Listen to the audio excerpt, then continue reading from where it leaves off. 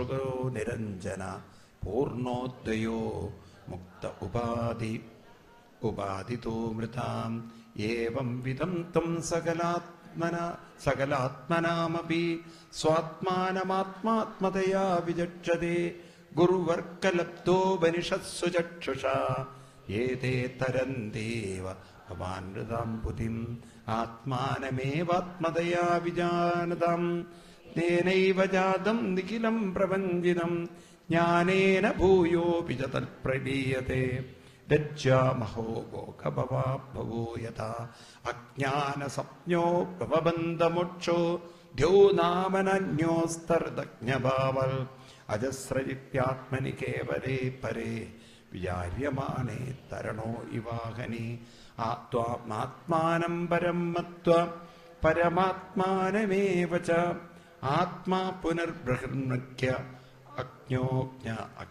അജ്ഞജനത അജ്ഞോ അഹോജ്ഞ ജനതാജ്ഞതാം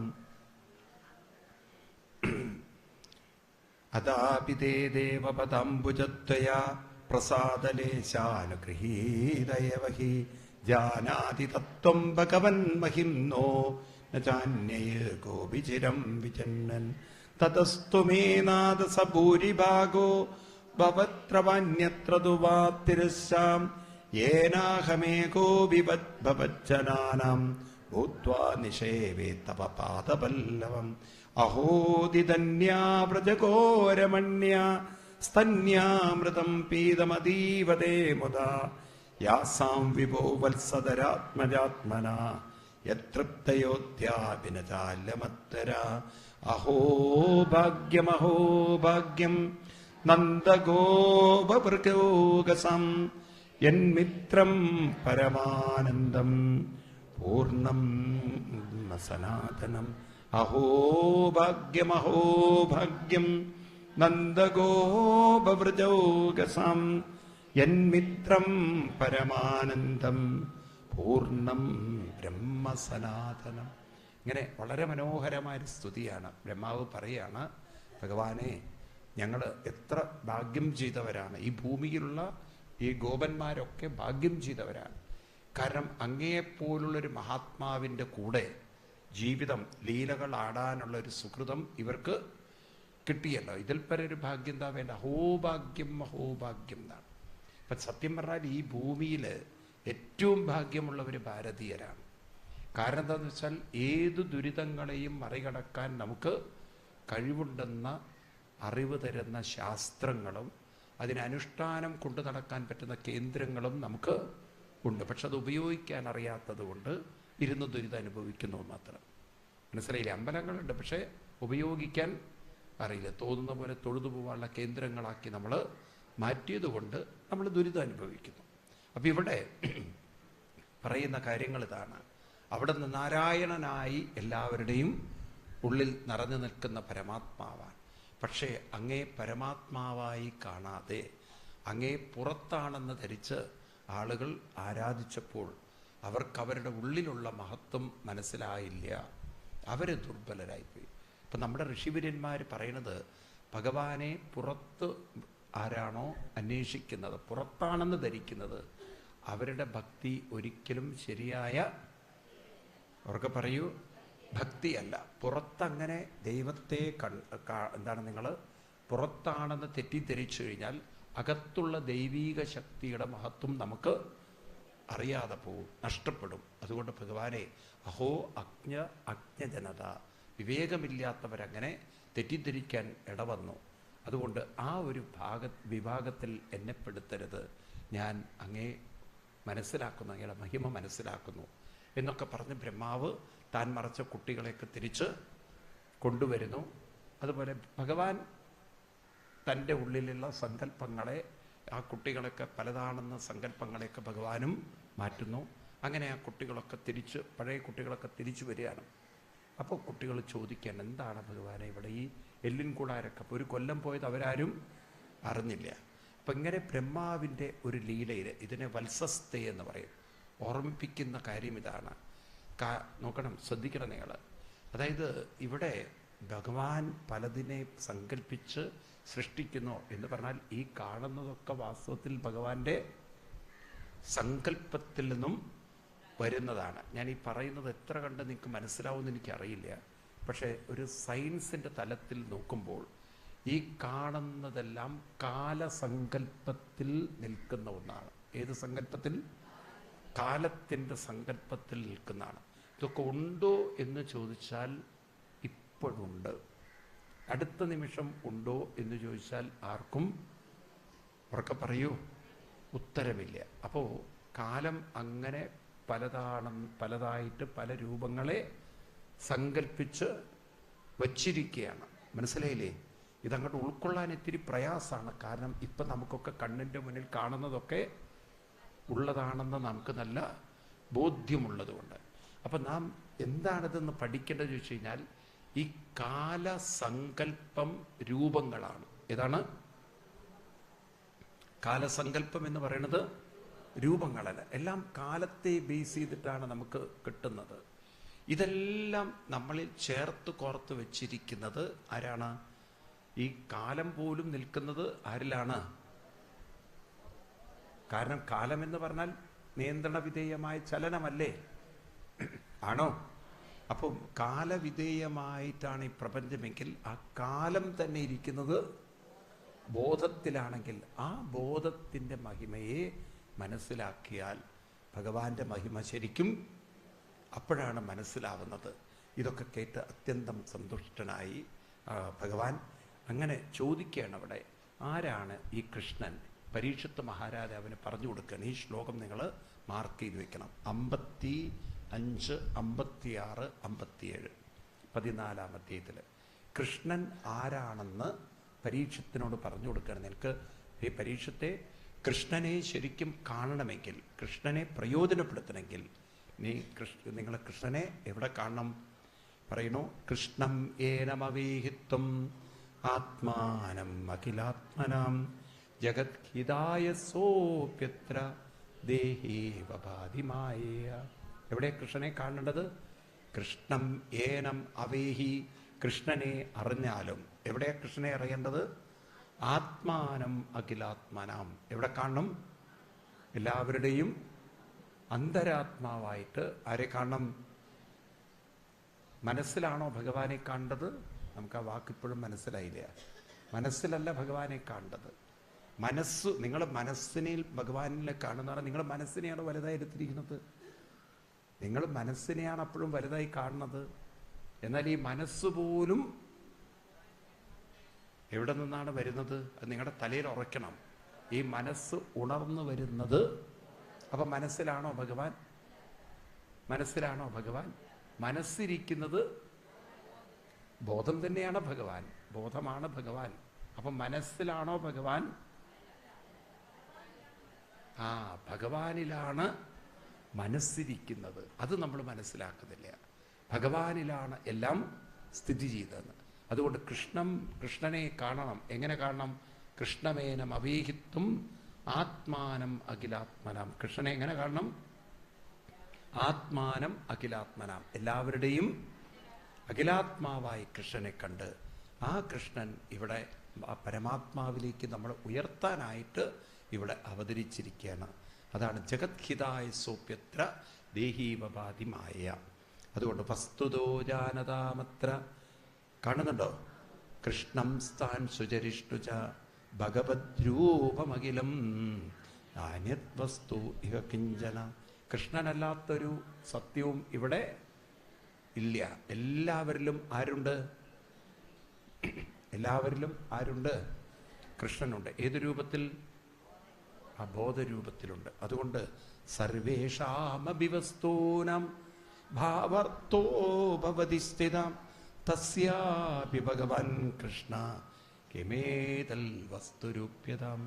എല്ലാവരിലും ഏതൊക്കെ സർവേഷാമപി വസ്തൂനാം, എല്ലാറ്റിൻ്റെയും ഭാവ തത്വം, ആ തത്വം നോക്കിക്കഴിഞ്ഞാൽ ആ ബോധം തന്നെയാണ് കൃഷ്ണൻ. അതുകൊണ്ട് കൃഷ്ണനില്ലാത്തവരായി ഇവിടെ ആരുമില്ല. അപ്പം നമുക്ക് കൃഷ്ണൻ ഒരു അമ്പലത്തിൽ ഒതുങ്ങി നിൽക്കുന്ന വിഗ്രഹമാവാൻ പാടുമോ?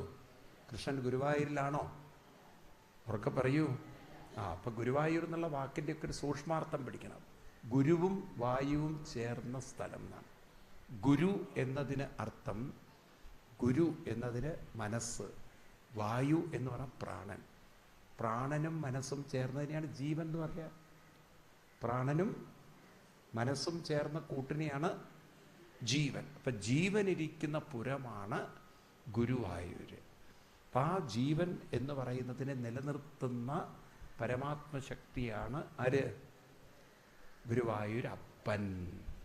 ഗുരുവായൂർ അപ്പൻ. അപ്പം അപ്പൻ എന്ന് പറഞ്ഞാൽ കൂടെ വന്നില്ലേ നീള്? ഗുരുവും വായുവും എന്ന് പറഞ്ഞാൽ ജീവൻ. ആ ജീവന്റെ അപ്പൻ എന്ന് പറഞ്ഞാൽ ആരാണ്? ആ ജീവനെ നിലനിർത്തുന്ന ബോധത്തെയാണ് ഗുരുവായൂർ അപ്പൻ എന്നൊക്കെ പറയുക. ഈ അർത്ഥമൊക്കെ എടുത്തു കഴിഞ്ഞാൽ ഗുരുവായൂരപ്പൻ എവിടെയുണ്ട്? എവിടെയുണ്ട്? പണ്ട് കുഞ്ഞുണ്ണി മാഷ് എന്നൊരു മാഷുണ്ടായിരുന്നില്ലേ? ഇദ്ദേഹത്തിൻ്റെ മരുമകൻ ബോംബെയിലായിരുന്നു. അപ്പോൾ കുഞ്ഞുണ്ണി മാഷെ കാണാൻ വന്നു. പറഞ്ഞു, അമ്മാവ ഒന്ന് ഗുരുവായൂർ അമ്പലത്തിലൊക്കെ ഒന്ന് പോകണമെന്ന്. അദ്ദേഹം തൃപ്രയാറുകാരനാണ്. ആര്? കുഞ്ഞുണ്ണി മാഷ്. അപ്പോൾ ഇദ്ദേഹത്തോട് ചോദിച്ചു, ഗുരുവായൂരിലേക്ക് എത്ര ദൂരമുണ്ട് അമ്മാവാന്ന്? അപ്പം അതിന് മറുപടി കൊടുത്തിങ്ങനെയാണ്, നിന്നിൽ നിന്ന് നിന്നിലേക്ക് എത്ര ദൂരമോ അത്ര ദൂരം. വല്ലതും മനസ്സിലാവുമോ? എന്താ പറഞ്ഞത്? നിന്നിൽ നിന്ന് നിന്നിലേക്ക് എത്ര ദൂരമോ അത്ര ദൂരം. മരുമകന് തോന്നി അമ്മാവിന് വട്ടായത്. കാരണം അമ്മാവൻ പറയുന്നതൊന്നും മനസ്സിലാക്കാനുള്ള കഴിവ് ഇതുപോലെ ഇപ്പം നമ്മുടെ അവസ്ഥ. നമ്മളോട് ഈ പറഞ്ഞൊക്കെ തലയിൽ കയറുന്നവർ വളരെ കുറവായിരിക്കും. ഇതൊക്കെ കഴിഞ്ഞാൽ നിങ്ങളുടെ വിചാരം അവിടെ തന്നെയാണെന്നാണ്. ഈ നായയുടെ വാലിനെ നിവർത്താൻ ബുദ്ധിമുട്ടുണ്ട്. പണ്ടൊരാൾ കുഴലിട്ട് നോക്കി അതെങ്ങാനും താഴോട്ട് വരുമോന്ന്. പാവം 6 മാസം പട്ടിക്ക് വാല് പോലും അനക്കാൻ പറ്റാതെ, ഒരു ഈശയാട്ടാൻ പോലും അതുകൊണ്ട് ഗുണമുണ്ടായില്ല. അപ്പോൾ ഈ വിദ്വാൻ കരുതി, ഞാൻ ആദ്യമായിട്ട് തെളിയിക്കുകയാണ് നമുക്ക് പട്ടിയുടെ വാല് താഴോട്ടാക്കാമെന്ന്. നാട്ടുകാരെയൊക്കെ വിളിച്ചു കൂട്ടിയയാൾ പട്ടിയുടെ വാലിൽ നിന്ന് ആ കുഴൽ ഊരിയെടുത്തതും ഡിം ഒറ്റ പോക്കാതെ മുകളിലോട്ട്. അതിനെ അങ്ങനെയൊന്നും താഴോട്ടാക്കാൻ പറ്റുമോ എന്ന് പറഞ്ഞ പോലെയാണ് ചിലവരെ അത്ര എളുപ്പത്തിലൊന്നും നേരെയാക്കാൻ സാധ്യമല്ല. കാരണം അവർ ഓൾറെഡി വളഞ്ഞുപോയി. ഇനിയിപ്പോൾ കുറച്ച് മെനക്കെട്ട് അവർ തന്നെ ശരിയാക്കിയെടുക്കണം. അതുകൊണ്ട് ഭാഗവതം എല്ലാവർക്കും പ്രയോജനപ്പെടുമെന്നൊക്കെ ചോദിച്ചു കഴിഞ്ഞാൽ അങ്ങനെ പ്രയോജനപ്പെടുമെന്ന് പറയാൻ പറ്റില്ല. നിൽക്കട്ടെ. പിന്നെ അതിനുശേഷം ഇവിടെ അടുത്തൊരു ലീലയാണ് കാളീയമർദ്ദന ലീല. നിരണ്ടെണ്ണം വേഗം പറഞ്ഞിട്ട് പോവാ ഞാൻ. ഏതാണ് കാളീയമർദ്ദനം? അപ്പോൾ ഒരിക്കലും കാളിന്തി നദിയിൽ, നിങ്ങൾക്ക് അറിയുമോയെന്നറിയില്ലേ വൃന്ദാവനത്തിൻ്റെ ഒരു സ്ട്രക്ചർ? അറിയോ? വൃന്ദാവനം എന്ന് പറഞ്ഞാൽ ഒരു നദിയുടെ തീരത്താണ്. അപ്പോൾ ആ നദിയെ യമുനാ നദി എന്നാണ് പൊതുവെ വിളിക്കുക. പക്ഷെ അത് വൃന്ദാവനത്തിലൂടെ ഒഴുകുമ്പോൾ അതിനെ കാളിന്തി എന്ന് വിളിക്കും. അപ്പോൾ യമുനാ നദി തന്നെയാണ് കാളിന്തി. അപ്പം അതിൻ്റെ ഒരു പർട്ടിക്കുലർ പോർഷൻ ഭാഗത്ത് കടുത്ത വിഷമുള്ളൊരു പാമ്പുണ്ടായിരുന്നു. അതിനെയാണ് കാളി എന്ന് വിളിക്കുക. അപ്പോൾ ഈ കാളിയെ വിഷം കൊണ്ട് ആ വെള്ളം ഉപയോഗിക്കാൻ പറ്റാതെ വന്നപ്പോൾ ഭഗവാൻ കൃഷ്ണൻ കരുതി എന്നാൽ പിന്നെ ഇവൻ്റെ വിഷമൊക്കൊന്ന് മാറ്റാന്ന്. ഭഗവാൻ ഒരു പരിസ്ഥിതി സംരക്ഷകനെ പോലെ അരയിലൊക്കെ ഉത്തരീയം വലിച്ചു കെട്ടി കടമ്പ വൃക്ഷത്തിൻ്റെ മുകളിൽ കയറി വെള്ളത്തിലേക്ക് ആഞ്ഞൊരു ചാട്ടവും ചാടി അവനെ പ്രകോപിപ്പിച്ചു. അവനത് ആ പണമുയർത്തി പൊങ്ങും, കൃഷ്ണൻ മുങ്ങും. അവൻ മുങ്ങും, കൃഷ്ണൻ പൊങ്ങും. എന്തിനാ കൃഷ്ണൻ മുങ്ങുന്നത്? കാളിയനെ പേടിച്ചിട്ടാണോ? അല്ല. പിന്നെന്തിനാണ്? പറയാൻ പറ്റുമോ ആർക്കെങ്കിലും? കൃഷ്ണൻ എന്തിനാ മുങ്ങുന്നത്? അത് മുങ്ങാൻ വേണ്ടിയിട്ട്. മുങ്ങുന്നത് എന്തെങ്കിലും ഒരു കാര്യം ഉണ്ടാവുമല്ലോ. എന്തിനു വേണ്ടിയിട്ട്? ആർക്കെങ്കിലും പറയാൻ പറ്റുമോ നോക്കട്ടെ. കൃഷ്ണൻ എന്തിനാ മുങ്ങുന്നത്?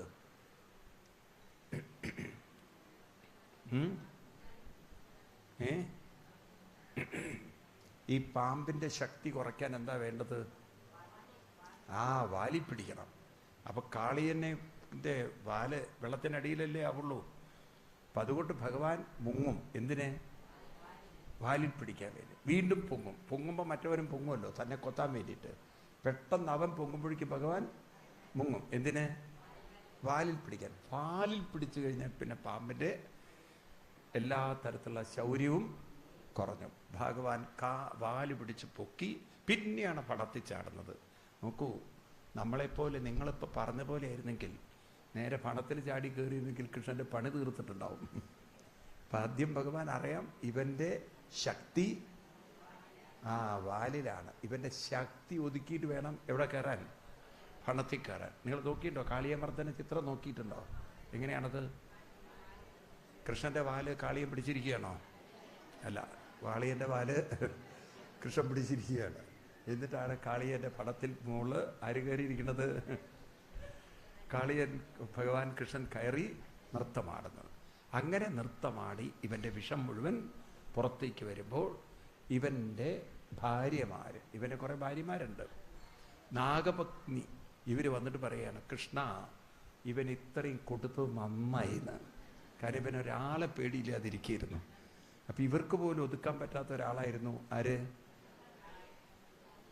ഈ ചില ആണുങ്ങളത് മനസ്സിലാക്കിയില്ല. കാരണം ചിലപ്പോൾ അവരിങ്ങനെ ഭാര്യമാരെ പ്രാർത്ഥിക്കും, ദൈവമേ കൊടുക്കണേ മനുഷ്യനെന്ന്. കാര്യം ഈ മനുഷ്യനെ അല്ലാതെ ഒതുക്കാൻ വേറൊരാൾക്ക് സാധിക്കില്ല. അപ്പം അങ്ങനെ ഇവിടെ പറഞ്ഞതും ഭഗവാൻ കാളിയൻ്റെ വിഷമൊക്കെ അവിടെ നിന്ന് മാറ്റി അവിടെ നിന്ന് രമണകം എന്ന് പറയുന്ന ദ്വീപിലേക്ക് അവനെ വിട്ടുകൊണ്ടാണ്. ഈ കഥകളൊക്കെ നിങ്ങൾ വായിച്ചിട്ട് വൃന്ദാവനത്തിൽ പോയി കഴിഞ്ഞല്ലോ, വൃന്ദാവനത്തിൽ ഇതിൻ്റെയൊക്കെ ഒരു ലീലാഭൂമി ഇപ്പോഴും ഉണ്ട്. അത് ശരിയായ വൃന്ദാവനത്തിലല്ല, കുറച്ചൊരു ദൂരെയായിട്ട്. നിങ്ങളാരെങ്കിലും, ഞാൻ ഇപ്രാവശ്യം പോവുണ്ടായി 2024 ചൊരാസി യാത്ര എന്നൊരു യാത്രയുണ്ട് അവിടെ. 84 കോശ് യാത്ര എന്നുള്ളത്, അതായത് 84 സ്ഥലങ്ങൾ കൃഷ്ണൻ്റെ ലീലകൾ നടക്കുന്ന സ്ഥലം. അപ്പോൾ ഓരോ ലീലകൾ നടന്ന സ്ഥലം. അപ്പോൾ അവിടെ പറയുന്നത് ഈ കാളിയൻ ഇങ്ങനെ ഭഗവാൻ അനുഗ്രഹിച്ചു വിട്ടതും കുറേ കഴിഞ്ഞ് കാളിയനെ അവിടെ പോകാൻ പറഞ്ഞ കാളിയന് പോകാൻ തോന്നില്ലേ. കൃഷ്ണൻ്റെ ആ ഒരു സ്പർശവും കൃഷ്ണൻ്റെ ആ ഒരു സാമീപ്യവും ഒക്കെ വല്ലാതെ സ്വാധീനിച്ചു. കാളിയൻ തിരിഞ്ഞു നോക്കിയെന്നാണ്. അവിടെ കാളിയൻ്റെ ആ ഒരു ശരീരം ഒരു ശിലയായി മാറിയതാണ്. അപ്പം നല്ല പൊക്കത്തിൽ കരിങ്കല്ലിൻ്റെ ഒരു കാളിയൻ്റെ പണത്തോടു കൂടിയ ഒരു ശിലയൊക്കെ അവിടെ കാണാം. അങ്ങനെയൊക്കെ ആളുകൾ വിശ്വസിക്കുന്നുണ്ട്. അപ്പം ഇവിടെ ഭഗവാൻ കാളീയമർദ്ദന ലീലയാണ്. ഏതാണ്? എന്താണ് കാളീയമർദ്ദന ലീലയും? അതൊന്ന് നമ്മൾ മനസ്സിലാക്കേണ്ടതാണ്. ഒരു വശത്തെ പരിസ്ഥിതി നിൽക്കട്ടെ, കാരണം വെള്ളം അതൊക്കെ പവിത്രമാക്കി വെക്കണം. അതിന് കാളിയനെ പോലുള്ള വിഷമൊക്കെ മാറ്റേണ്ടതുണ്ട്. എന്നാൽ നമ്മൾ കുറച്ച് ആധ്യാത്മികമായി ഇതിനെ ചിന്തിക്കുമ്പോൾ ഈ കാളിയനും കാളിയ വിഷവും എവിടെ തന്നെയാണ്? നമ്മളിൽ തന്നെയാണ്. അപ്പം നമ്മുടെ ഉള്ളിലുള്ള അലസത, സ്വാർത്ഥത, ഇങ്ങനെയൊക്കെ തുടങ്ങിയുള്ള ദുർബല ചിന്തകളെ ആരായി കാണണം? കാളി. ഇതൊരു വിഷമാണ്. നോക്കൂ, നമ്മൾ അറിയുന്നില്ല നമ്മുടെ അലസതയും അവശതയും നമുക്ക് രോഗമുണ്ടാക്കുന്ന വിഷമാണെന്ന്. വാസ്തവത്തിൽ നമ്മുടെ രോഗങ്ങൾക്കുള്ള പ്രധാന കാരണം മനസ്സിൻ്റെ ആദിയാണ്. എന്താണ്? നിങ്ങൾ കൃത്യനിഷ്ഠയും അനുഷ്ഠാനവും ഉള്ളവരാണോ, നല്ലൊരു ശതമാനം രോഗത്തെ നിങ്ങൾക്ക് മറികടക്കാൻ പറ്റും. ഒരു BP-ക്കും ഷുഗറിനൊന്നും മരുന്ന് കഴിച്ച് ശരീരം കേടുവരുത്തണ്ട. രാവിലെ എന്ത് വേണം? കൃത്യനിഷ്ഠയും അനുഷ്ഠാനം. അമ്പലത്തിൽ പോയിട്ട് 10-11 പ്രാവശ്യം അങ്ങോട്ട് പ്രദക്ഷിണമൊക്കെ വെച്ച് നാമം ചൊല്ലി ശീലിക്കൂ. നമ്മൾ കുട്ടികളെ കൊണ്ട് ശീലിപ്പിക്കണം. കാരണം മനസ്സിൻ്റെ ആദി എന്ന് വെച്ചാൽ അലസത, അവശത, ഇതൊക്കെ ശരീരത്തിൻ്റെ വ്യാധിയായി മാറും. ആദി ഉറക്കെ പറയൂ. അങ്ങനെയാണ് നമ്മൾ രോഗികളായിട്ട് മാറുന്നത്. ഇന്ന് ഏറ്റവും കൂടുതൽ മരുന്ന് വിൽക്കുന്ന മെഡിക്കൽ കമ്പനികൾ മരുന്ന് വിൽക്കുന്ന സംസ്ഥാനമാണ് ഏത്? കേരളം. നിങ്ങളങ്ങനെ ആക്കിയെടുക്കുകയാണ്. അങ്ങനെ രോഗികളായി നമ്മൾ മാറുന്നു. ഇതിൽ മാറ്റം വരുത്തണ്ടേ? വേണോ വേണ്ടയോ? 6 മണിക്ക് എണീറ്റിട്ട് നമ്മൾ 6 മണിയാകുമ്പോഴേക്കും എവിടെ എത്തിക്കൊള്ളണം? അമ്പലത്തിലെത്തി ശീലിക്കണം. ക്രമേണ നമുക്കങ്ങനെ വരണം. 6 മണിക്ക് ശേഷം എണീക്കുന്നവർക്ക് വെള്ളം പോലും കൊടുക്കില്ല എന്ന്. അപ്പം പിന്നെ എല്ലാവർക്കും നേരത്തെ എണീക്കും. നിങ്ങൾ നോക്കൂ, പട്ടാളത്തിൻ്റെയൊക്കെ അവസ്ഥ. അവർ 4 മണിക്ക് എണീറ്റ് 5 മണിക്ക് എല്ലാവരും ഓടാൻ പോവും. ഉണ്ടോ? അങ്ങനെയാണ് അവരെ ആ മിലിട്ടറിക്കാരെ ആരോഗ്യമുള്ളവരാക്കി വിൽക്കുന്നത്. രാവിലത്തെ ആ ഓട്ടം, രാവിലത്തെ എക്സസൈസ്, അതൊക്കെയാണ്. ആണോ അല്ലയോ? പറയൂ നിങ്ങൾ. ഇത് തന്നെ പൂർവികരും പറഞ്ഞു. ബ്രാഹ്മയെ മുഹൂർത്തവുത്തായ കാലത്തെണീറ്റ് എവിടെ പോകണം? അമ്പലത്തിൽ പോയി പ്രദക്ഷിണമൊക്കെ വെച്ച് ഒരു 10-11 പ്രാവശ്യം പ്രദക്ഷിണമൊക്കെ വെച്ച് നാമം ജപിച്ച് പ്രദക്ഷിണം വെച്ച് ശീലിക്കുമ്പോൾ നമ്മുടെ മനസ്സിനും ആരോഗ്യം ഉണ്ടാവും. അപ്പോൾ ഉള്ളിലുള്ള കാളിയനൊക്കെ അവിടെ നിന്ന് പോകും. അപ്പോൾ കാളിയമർദ്ദനം എന്ന് പറഞ്ഞാൽ എന്താണ്? ഉള്ളിലുള്ള ദുർബല ചിന്തകളെ മർദ്ദിക്കാൻ എന്താ വേണ്ടത്?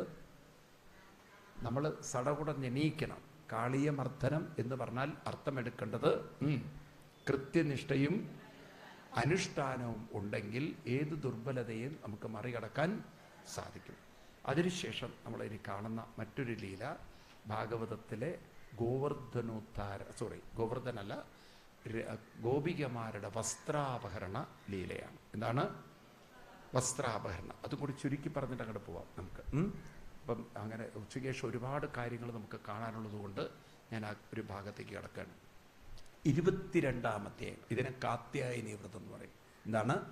അപ്പം ഗോപികമാര് കൃഷ്ണനെ ഭർത്താവായി കിട്ടാൻ വേണ്ടിയിട്ട് ഒരു വ്രതം. കൃഷ്ണൻ കുഞ്ഞാണപ്പോഴും 11-12 വയസ്സുള്ള സമയത്താണ്. അപ്പം കൃഷ്ണനെ അവർക്ക് പതിയായി കിട്ടണം. അതിനവർ കാത്യായനി ദേവിയോട് ഒരു വ്രതം അനുഷ്ഠിച്ചുകൊണ്ട് അവർ പ്രാർത്ഥിക്കുകയാണ്. എന്താ മന്ത്രം? കാത്യായനി മഹാമായേ മഹായോഗിന്യതീശ്വരി. കാണുന്നുണ്ടോ? നന്ദഗോപസുതം ദേവി പതിമേ കുരുതേ നമ. ഇപ്രകാരം അവരെല്ലാവരും വെള്ളത്തിലിറങ്ങി കാത്യായനി ദേവിയോട് കൃഷ്ണനെ ഭർത്താവായി കിട്ടാൻ വേണ്ടി അവർ സ്തുതിച്ചുകൊണ്ട് കയറി വസ്ത്രം എടുത്തിട്ട് പോകും. അപ്പം ഇവരുടെ വ്രതത്തിൻ്റെ അവസാന ദിവസം ഒരു പുലർച്ചയ്ക്ക് കാളിന്തി തീരത്ത് വരുന്നത്. അതും നവംബർ മാസത്തിലെ, ഈ നവംബർ മാസത്തിലെ കാത്യായനി വ്രതമാണ് പിൽക്കാലത്ത് നമുക്ക് ധനുമാസത്തിലെ തിരുവാതിരയായിട്ട് നമുക്ക് വന്നത്. അതങ്ങനെയാണ് ആ സംസ്കാരം ഇവിടെ രൂപപ്പെട്ടത്. ഏതായാലും ഇവരൊക്കെ വെള്ളത്തിലിറങ്ങി കാത്യായനി മഹാമായി മഹായോഗിന്യതീശ്വരി നന്ദഗോപസുതം ദേവി പതിമേ കുരുതേ നമ എന്ന് പറഞ്ഞപ്പോഴേക്കും പുല്ലാങ്കുഴൽ നാദം.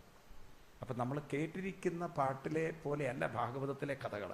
നമ്മൾ കേട്ടിരിക്കുന്ന പാട്ട് ഗോപസ്ത്രീകളെ തുകിലും വാരിക്കൊൺ അരയാലിൻ കൊമ്പത്തിരുന്നു. പരയാലൊന്നുമല്ല ഇവിടെ പറയുന്നത്. ഇവിടെ കടമ്പ വൃക്ഷമാണ്. എന്താണ്? ഇപ്പം കടമ്പ വൃക്ഷത്തിൻ്റെ മുളന്ന് ഒടക്കുഴൽ നാദം. അപ്പം ഇവർക്ക് രോമാഞ്ചം വന്നു. കാരണം കൃഷ്ണനെ ഭർത്താവായി കിട്ടണം എന്ന് പറയുമ്പോഴേക്കും കൃഷ്ണൻ്റെ ശബ്ദം ഇവിടെ കേട്ടുവെങ്കിൽ ദേവി നമ്മുടെ പ്രാർത്ഥന കേട്ടു എന്നല്ലേ. അവർക്ക് ആ രോമാഞ്ചം കൊണ്ട്, സന്തോഷം കൊണ്ട് അവർ മദ്യം മറന്ന് അങ്ങനെ ആനന്ദത്തിലിരിക്കുമ്പോഴാണ് ഒരു ഗോപിക മറ്റവരോട് പറഞ്ഞത്, അധികം സന്തോഷിക്കേണ്ട, കൃഷ്ണൻ ഇരിക്കുന്ന അടുത്ത കൊമ്പിലേക്ക് നോക്കൂന്ന്.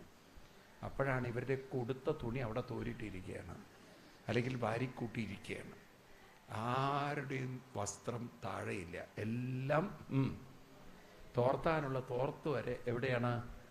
മുകളിലാണ്. ഗോപികമാർക്ക് നാണം കൊണ്ട് അവർ വെള്ളത്തിൽ മുങ്ങി.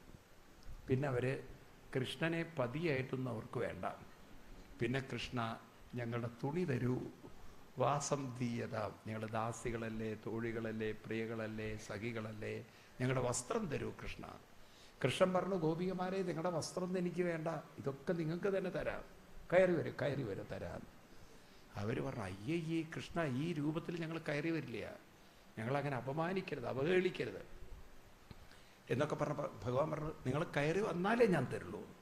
അപ്പോൾ ഒരു ഗോപികയ്ക്ക് കലി വന്നു എന്നാണ്, രാധയ്ക്ക് കലി വന്നു എന്നാണ്. രാധ പറഞ്ഞു അത്രേ, എങ്കിൽ ഞാൻ നന്ദഗോപരുടെ അടുത്ത് നിന്ന് പരാതി പറഞ്ഞാൽ കൃഷ്ണന് കിട്ടും കയ്യിൽ.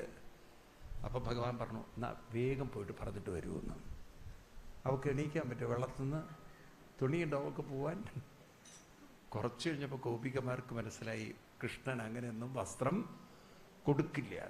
പിന്നെ നിവൃത്തിയില്ലല്ലോ, എല്ലാവരും നാണമൊക്കെ മറച്ച് പതുക്കെ കരയിലേക്ക് കയറി ആ തണുത്ത വെള്ളത്തിൽ നിന്ന് കയറി നിൽക്കുകയാണ്.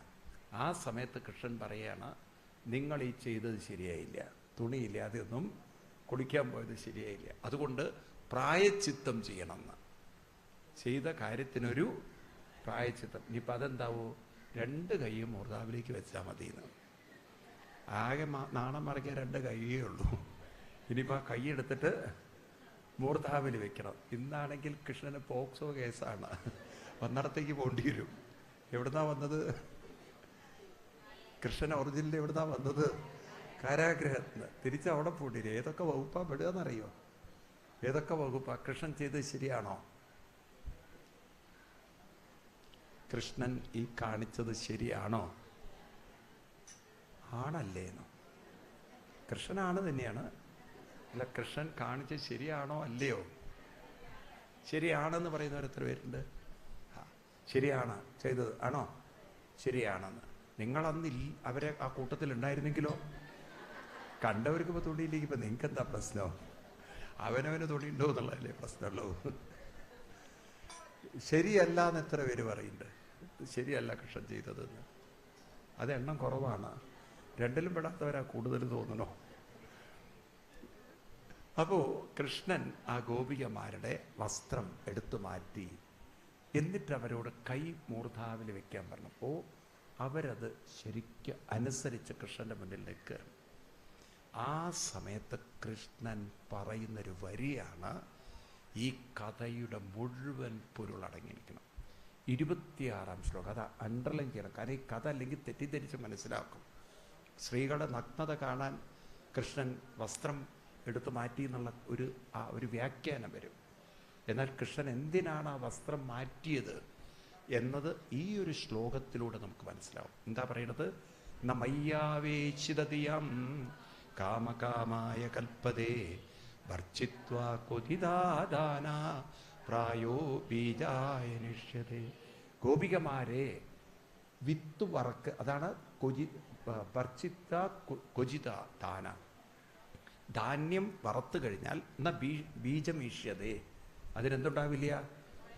മുളയുണ്ടാവില്ല. ഇതുപോലെ മൈ ആവേശിത ദിയ, ആരുടെ മനസ്സും ബുദ്ധിയുമാണോ എന്നിൽ അർപ്പിക്കപ്പെട്ടത്, കാമം കാമായ കൽപ്പതേ. കാമം എന്ന് പറഞ്ഞാൽ ഇനിയൊരു ജന്മം അവർക്ക് വേണ്ടി വരില്ല എന്ന് പറഞ്ഞാൽ അവരെന്ത് ചെയ്യും? ഈ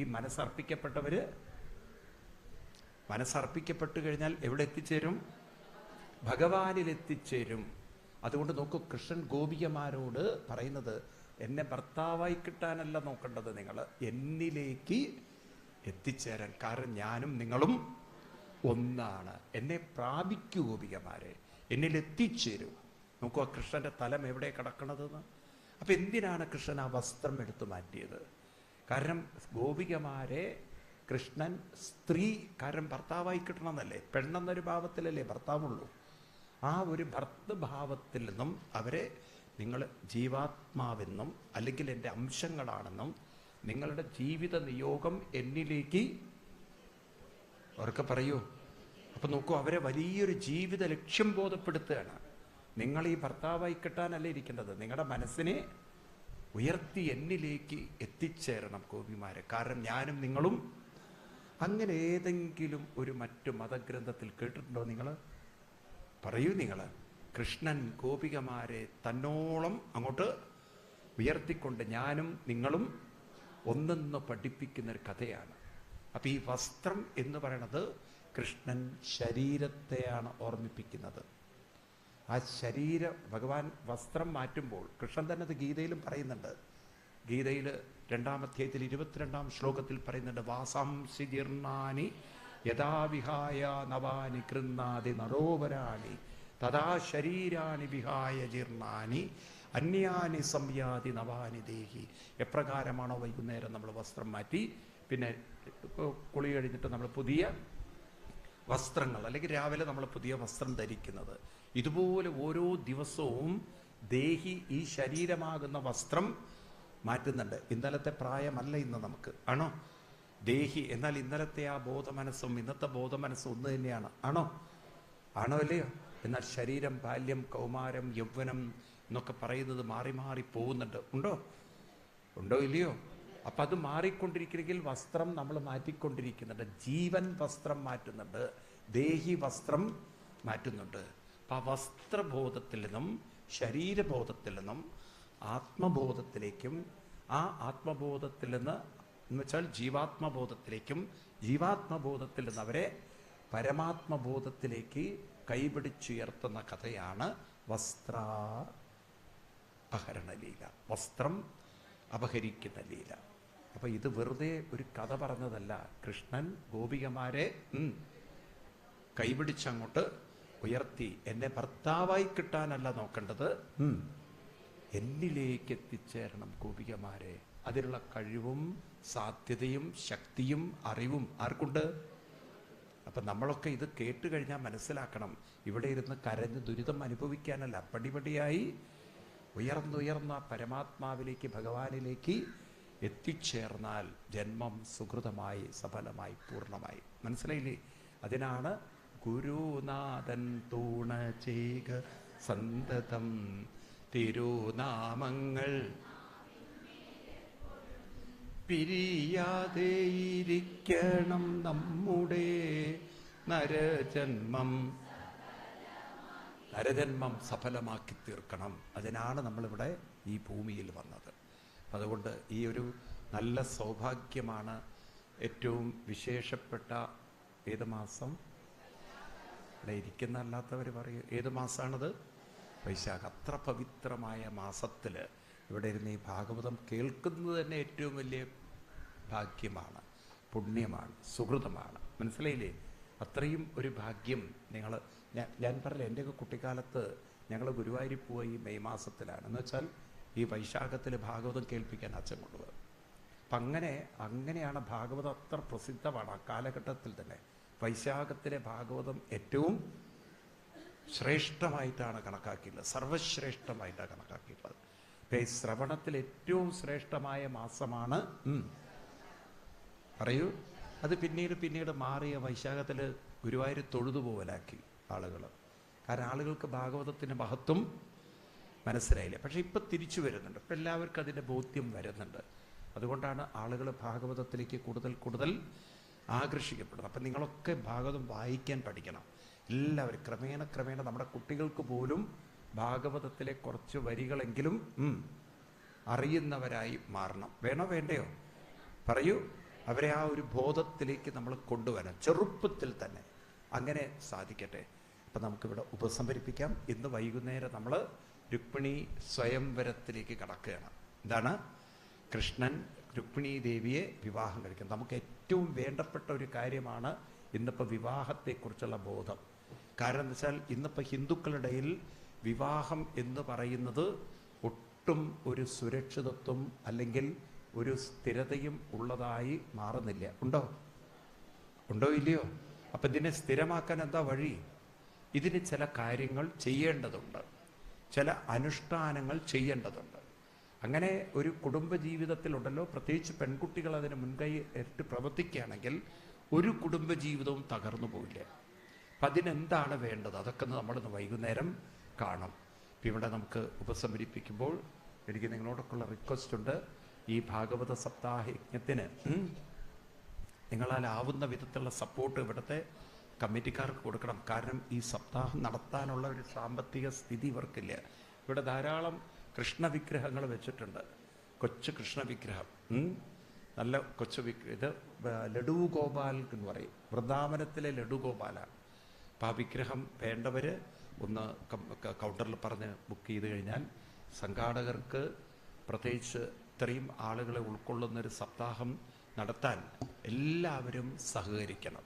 മനസ്സിലായില്ല? എല്ലാവരും അന്നദാനത്തിന് വേണ്ടുന്ന സംവിധാനവും അതുപോലെ സംഘാടകർക്ക് വേണ്ടുന്ന സപ്പോർട്ടും ചെയ്യുകയാണെങ്കിൽ സപ്താഹം ഇവർക്ക് തുടർന്ന് നടത്താം. അല്ലെങ്കിൽ എനിക്കിനി ഇങ്ങോട്ട് വരാൻ പറ്റില്ല. കാരണം ഇവർക്ക് വലിയൊരു ബാധ്യതയാണ്. എന്നോടൊന്ന് രാവിലെ പറയണ്ടായി. കാരണം ഞങ്ങളെപ്പോലുള്ള ആചാര്യന്മാരെ വിളിക്കാൻ ഇത്തിരി എക്സ്പെൻസീവാണത്. അപ്പം അതുകൊണ്ട് അവർക്കതൊരു ബാധ്യതയായി മാറിക്കഴിഞ്ഞാൽ പിന്നെ ഈ പ്രദേശത്തേക്ക് എനിക്ക് വരാൻ പറ്റില്ലേ, ബുദ്ധിമുട്ടാണത്. അപ്പം അതുകൊണ്ട് സംഘാടകരുടെ ഒരു വിഷമം അവർ പറയായിരുന്നു. എല്ലാവരും അതിന് വേണ്ട രീതിയിലുള്ള സഹകരണ സഹായങ്ങൾ ചെയ്താൽ അവർക്ക് ഈ ഒരു സപ്താഹം ഒരു ബാധ്യതയായി മാറില്ല. അല്ലെങ്കിൽ ഓൾറെഡി ഇവരൊരു വലിയ ബാധ്യതയിലാണെന്നൊക്കെ പറഞ്ഞു എൻ്റെ അടുത്ത്. അപ്പം അതുകൊണ്ട് എല്ലാവരും സപ്പോർട്ട് ചെയ്യുക. സർവത്ര ഗോവിന്ദ നാമ സങ്കീർത്തനം. ഗോവിന്ദ ഗോവിന്ദ. ഞാൻ നേരത്തെ പറഞ്ഞ ഡിസ്റ്റിൽഡ് ഗോമൂത്രം ഉണ്ടല്ലോ, ഡിസ്റ്റിൽഡ് ഗോമൂത്രം പറഞ്ഞില്ലേ, അതിവിടെ ഭാഗവത ഗ്രാമത്തിൻ്റെ ഇതിൽ കിട്ടും. അത് അങ്ങനെ റിഫൈൻ ചെയ്തെടുക്കുന്നതാണ്. അത് അമൃതാരിഷ്ടവും ചേർത്ത് തിരിത്തിരി രാവിലെയും രാത്രിയും കഴിക്കുന്നത് ശരീരത്തിൻ്റെ പ്രതിരോധ ശക്തി വളരെ കൂട്ടും. നമുക്ക് അലർജി തുടങ്ങിയുള്ള കാര്യങ്ങളൊക്കെ കുറേ കുറയ്ക്കും. അത് അത്ര പവർഫുള്ളാണത്. പ്രത്യേകിച്ച് ഇപ്പം നമുക്കാണെങ്കിൽ മഴക്കാലം കയറി പിടിച്ചിരിക്കുകയാണ്. ഇപ്പം വെള്ളത്തിൽ നിന്നൊക്കെ ചില എന്തെങ്കിലും ഇൻഫെക്ഷനൊക്കെ വരാൻ സാധ്യതയുള്ള കാലമാണ്. അപ്പം അതുകൊണ്ട് നമ്മൾ ശരീരത്തിനെ പ്രൊട്ടക്റ്റ് ചെയ്ത് വെക്കുന്നത് ഏറ്റവും അസുഖം വന്നിട്ട് മരുന്ന് കഴിക്കുന്നത് അപകടമാണ്. അപ്പം നോക്കൂ, നിങ്ങൾ കേരളത്തിൻ്റെ ഇപ്പോഴത്തെ ഒരു ചിത്രം കാണുന്നുണ്ടോ? നിങ്ങൾ കോട്ടയത്തൊക്കെ ഒന്ന് ഒരുപാട് കോഴികളെ കൊല്ലാൻ ഓർഡർ ചെയ്തിരിക്കുകയാണ്. പക്ഷിപ്പനി അങ്ങനെ പടർന്ന് വ്യാപിച്ചുകൊണ്ടിരിക്കുകയാണ് ഒരു ഭാഗത്ത്. ഇങ്ങനെ ഈ സാധനങ്ങളൊക്കെയാണ് ഈ കുട്ടികളൊക്കെ വാങ്ങിച്ച് കഴിക്കുന്നത് അല്ലേ? ആണോ? അപ്പോൾ ഈ രോഗമുള്ളതൊക്കെ കഴിച്ചാൽ ഇവർക്ക് രോഗം വരാതിരിക്കില്ലേ? നമുക്ക് എങ്ങോട്ടാണ് ഈ ഒരു സമൂഹത്തെ നമ്മുടെ ഗവൺമെൻറ് പോലും ബോധമില്ലാതെ നയിക്കുന്നത്? ഇത് ഗവൺമെൻറ് നേരത്തെ തന്നെ ചിന്തിക്കേണ്ടതാണ് അല്ലേ? രോഗം വന്നിട്ടാണ് ഇതിനെയൊക്കെ കൊല്ലേണ്ടത്. ഇതിന് രോഗം വരാതിരിക്കാനുള്ള പ്രതിരോധം കൃഷി വകുപ്പ് നോക്കേണ്ടതായിരുന്നില്ലേ? പറയും നിങ്ങൾ.